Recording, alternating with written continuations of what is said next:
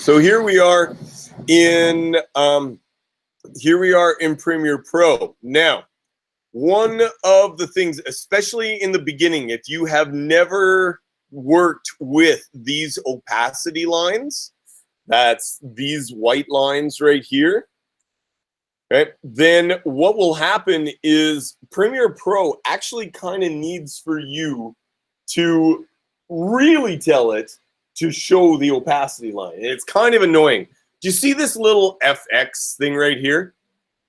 If you hold down the Control key and click on the FX, you will get some options of what the white line will be.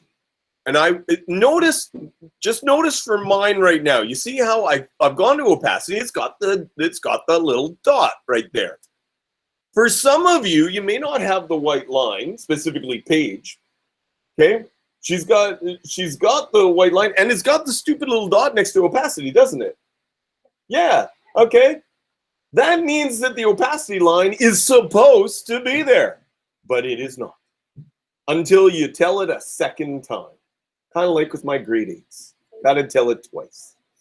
All right. So if Paige now clicks on opacity, the white line will appear.